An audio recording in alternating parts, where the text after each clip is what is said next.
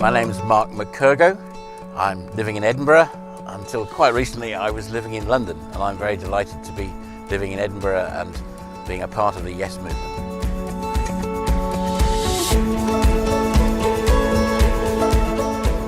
Well, as you can hear, I'm basically English. Actually, my father's family were from Scotland, but I've always been brought up as English. You know, since the Brexit vote, I've had loads of messages from people in other parts of the UK asking if they can move to Scotland.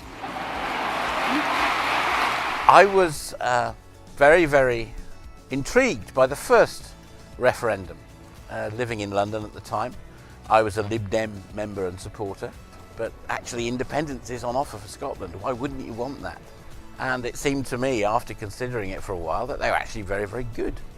Very broad possibilities for the Scots nation to reclaim its status after 310 years. And the more I thought about it, the more it seemed to me that there is a difference between Scotland and England.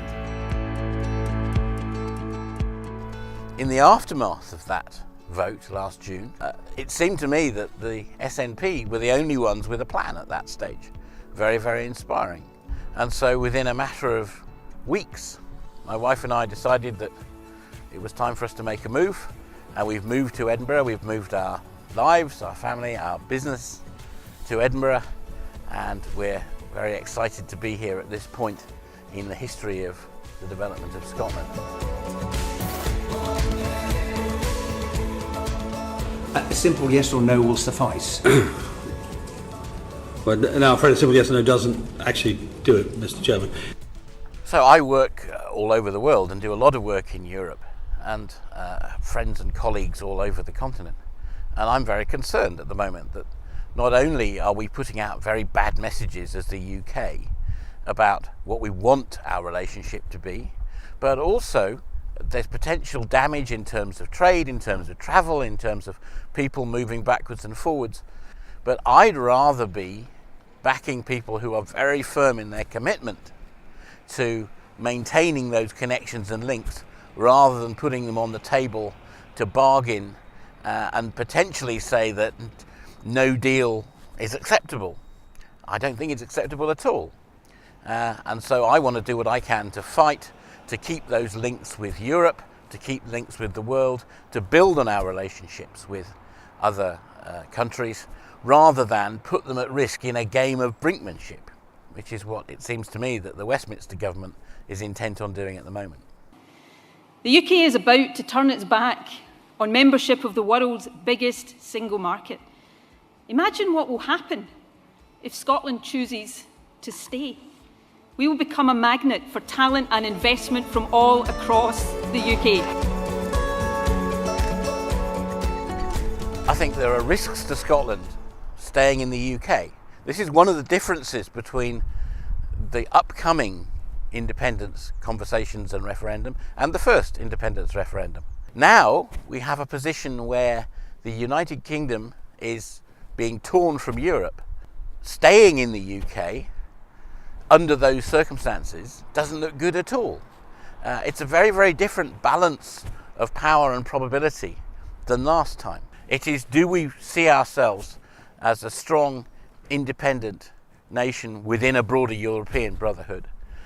Or are we content to be shackled to a United Kingdom that's prepared to risk so much to gain so little? The first Indy Ref looked very exciting from my position in London last time, and it seemed to me that this was not a narrow political movement. This was a broad church and a whole spread of people coming together to look at the benefits that an independent Scotland could have. And so I found it was very inspiring. This is the country that brought the Enlightenment to Europe and the world in the 18th century. And it's important that we remember that and we take that forward in these times of fake news and half-truths. The Scottish Enlightenment showed the way forward 300 years ago, and it can do it again. And the value that people put on Burns and his sentiments and his words is another indication about how this is a country with a very profound interest in social justice and inclusion. My wife actually grew up in Scotland, then went on to Glasgow University to read economics. And she's always told me about the value that Scots put on education and how the Scots' view of education is kind of different to the English one. And the more I've read around it and the more I've experienced, the more I think that's right. So let me issue this open invitation today. Scotland isn't full up.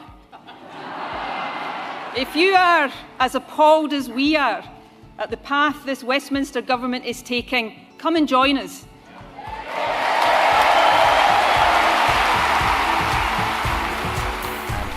I'm very delighted to be here, and I'd encourage anyone else with commitments in those directions to think about coming to join us.